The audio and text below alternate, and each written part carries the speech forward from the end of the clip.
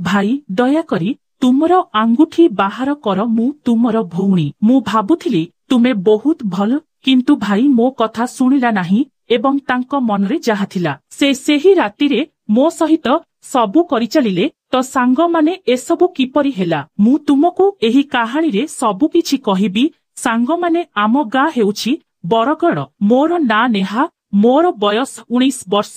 ପିଲାମାନେ କୁହନ୍ତି ଯେ ମୁଁ ଦେଖିବାକୁ ବହୁତ ସୁନ୍ଦର। ହୁଏତ ସେଥିପାଇଁ ଆମ ଗାଁ ପୁଅମାନେ ପ୍ରାୟତଃ ମୋ ବିଷୟରେ ବହୁତ କଥାବାର୍ତ୍ତା କରନ୍ତି। ମୋର ପରିବାର ବହୁତ ଛୋଟ ଏବଂ ମୋର 7 ବର୍ଷ ବୟସରେ ମୋ ବାପାଙ୍କ ମୃତ୍ୟୁ ହୋଇଯାଇଥିଲା। ବାପାଙ୍କ ସ୍ଥାନରେ ମା ବ୍ୟାଙ୍କରେ ଚାକିରି ପାଇଥିଲେ ଏବଂ ସେ ଆମ ଦୁହିଁଙ୍କୁ ଲାଳନ ପାଳନ କରିଥିଲେ। ଏବେ ମୁଁ ଏବଂ ମୋ ଭାଇ ଦୁହେଁ କଲେଜ ଯାଉ। ଏହା ଘଟଣାଟି ପ୍ରାୟ 3 ମାସ ପୂର୍ବେ ହୋଇଥିଲା। ସେଦିନ ସୋମବାର ଥିଲା ଏବଂ ମୁଁ କଲେଜ ଯାଇ ନଥିଲି।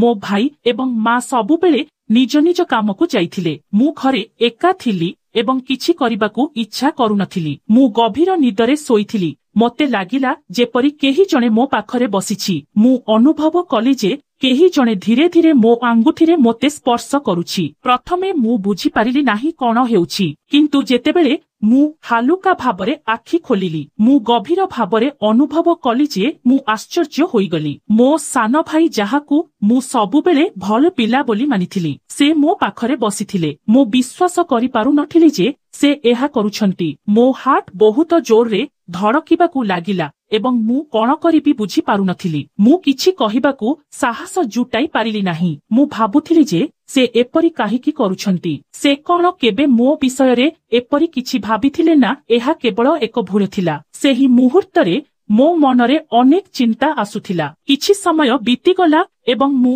ଏବେ ବି ଶୋଇଥିବାର ଅଭିନୟ କରୁଥିଲି। ତାପରେ ହଠାତ୍ ମୁଁ ଅନୁଭବ କଲି ଯେ ମୋ ଭାଇ ମୋତେ ହାଲୁକା ଭାବରେ ଉଠାଇବାକୁ ଚେଷ୍ଟା କରୁଛି। ତାଙ୍କ ଆଙ୍ଗୁଠିଗୁଡ଼ିକ ମୋ କାନ୍ଧକୁ ହାଲୁକା ଭାବରେ ସ୍ପର୍ଶ କରୁଥିଲେ, କିନ୍ତୁ ମୁଁ ଆଖି ଖୋଲି ନଥିଲି। ମୁଁ ଜାଣିଥିଲି ଯେ ମୁଁ ଶୋଇନି, କିନ୍ତୁ ସେ ବୋଧହୁଏ ଭାବୁଥିଲେ ଯେ ମୁଁ ଗଭୀର ନିଦ୍ରାରେ ଅଛି। ତାପରେ ଧୀରେ ଧୀରେ ତାଙ୍କର ଗତିବିଧି ବଢିବାକୁ ଲାଗିଲା। ପୂର୍ବରୁ ଯେଉଁଠାରେ ସେ ମୋତେ ହାଲୁକା ଭାବରେ ଛୁଇଁଥିଲେ, ଏବେ ତାଙ୍କର ଆହୁରି ଅଧିକ ସାହସ ବଢିଗଲା। ଆଉ ମୋର ଭୟ ବଢିବାକୁ ଲାଗିଲା। ମୁଁ ବୁଝିପାରୁନଥିଲି ସେ କଣ କରିବାକୁ ଚାହୁଁଛନ୍ତି, କିନ୍ତୁ ମୁଁ ଚୁପଚାପ ଦେଖୁଥିଲି। ମୋ ମନରେ ଅନେକ ପ୍ରଶ୍ନ ଉଠୁଥିଲା। ଏହି ନିରୀହ ଭାଇଟି ହଠାତ୍ ଏତେ ପରିବର୍ତ୍ତନ କିପରି ହେଲା? ମୁଁ କିଛି ଭାବି ପାରୁନଥିଲି। ମୋ ପାଟି ବନ୍ଦ ଥିଲା, କିନ୍ତୁ ସେ ମୋତେ କିଛି ଲମ୍ବା ଜିନିଷକୁ ପୂରେଇ ଖୁଏଇବାକୁ ବାଧ୍ୟ କରୁଥିଲେ। ମୁଁ ଜାଣିଶୁଣି ଟିକେ ମୋ ଓଠ ଖୋଲିଲି। ମୁଁ ଶୋଇଥିବା ପରି ଅନୁଭବ କଲି ଏବଂ ମୋର ଓଠ ଆପେ ଆପେ ଖୋଲିଗଲା।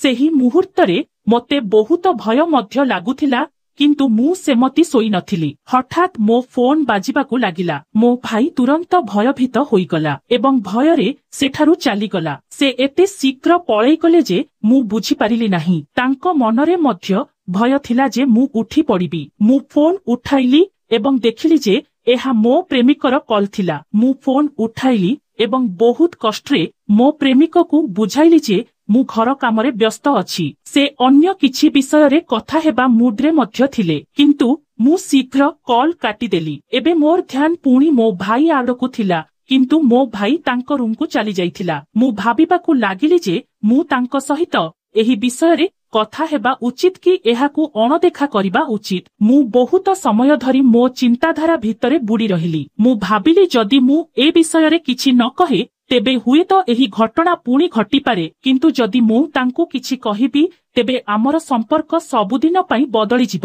ତାପରେ ମୁଁ ଆଉ ସହ୍ୟ କରିପାରିଲି ନାହିଁ। ମୋ ମନରେ ଅଶାନ୍ତି ଥିଲା ଏବଂ ମୁଁ ଭାଇଙ୍କ ସହ କଥା ହେବାରୁ ନିଜକୁ ରୋକିପାରିଲି ନାହିଁ। ମୁଁ ତାଙ୍କ ରୁମ୍ ଆଡ଼କୁ ଗଲି। ଭାଇର ଏକ ଅଲଗା ରୁମ୍ ଅଛି ଯେଉଁଠାରେ ସେ ପ୍ରାୟତଃ ପଢ଼ିବାକୁ ଚାହାନ୍ତି। ମୁଁ ତାଙ୍କୁ କଣ କହିବି ବୋଲି କିଛି ବୁଝିପାରିଲି ନାହିଁ। ଯେତେବେଳେ ମୁଁ ଭାଇଙ୍କ ରୁମ୍ ପାଖରେ ପହଞ୍ଚିଲି, ତାଙ୍କ ରୁମ୍ର କବାଟ ଅଧା ଖୋଲା ଥିଲା। ମୁଁ ଧୀରେ ଧୀରେ ଭିତରକୁ ଚାହିଁଲି। ମୁଁ ଯାହା ଦେଖିଲି ତାହା ଦେଖି ମୋ ଆଖି ସମ୍ପୂର୍ଣ୍ଣ ବିସ୍ମିତ ହୋଇଗଲା। ଭାଇ ବିଛଣାରେ ଶୋଇଥିଲେ ଏବଂ ସେ ତାଙ୍କ ହାତରେ ଏପରି କିଛି କରୁଥିଲେ ଯାହା ମୁଁ ଏପର୍ଯ୍ୟନ୍ତ କେବଳ ପିଲାବେଳେ ଦେଖିଥିଲି। ମୁଁ କେବେ ଭାବି ନଥିଲି ଯେ ସେ ଏହା କରିପାରିବେ।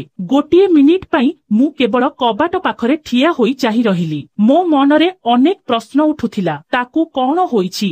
ସେ ପ୍ରକୃତରେ ଏହା କରୁଛନ୍ତି ନା ମୁଁ କୌଣସି ଭ୍ରମରେ ଅଛି? ମୁଁ ନିଜକୁ ଶାନ୍ତ କରିବାକୁ ଚେଷ୍ଟା କଲି କିନ୍ତୁ ମୋର ଆଖି ତାଙ୍କ ଉପରେ ସ୍ଥିର ହୋଇ ରହିଗଲା। ମୁଁ କିଛି ସମୟ ଏମିତି ଦେଖିବା ପରେ ମୋ ଭାଇ ମୋତେ ଦେଖିବା ପରେ ନିଜକୁ ରୋକି ପାରିଲା ନାହିଁ। ସେ ମୋ ପାଖକୁ ଆସିଲା ଆଉ ମୋତେ ତା ରୁମକୁ ଟାଣି ନେଲା ଏବଂ ଏତେ ଦିନ ଧରି ଯାହା କରିବାକୁ ଚାହୁଁଥିଲା ତାହା କଲା। ମୋତେ ଗୋଟେ ଘଣ୍ଟା ପର୍ଯ୍ୟନ୍ତ ସ୍ୱାମୀ ସ୍ତ୍ରୀ ଭଳି ଖେଳେଇ ଖେଳେଇ ମନଭରି ଉପଭୋଗ କରିବାକୁ ଲାଗିଲା। ମୁଁ ପୁରା ଶାନ୍ତି ହୋଇଗଲି ଆଉ ତାର ମନ ମଧ୍ୟ ସମ୍ପୂର୍ଣ୍ଣ ଶାନ୍ତି ହୋଇଗଲା।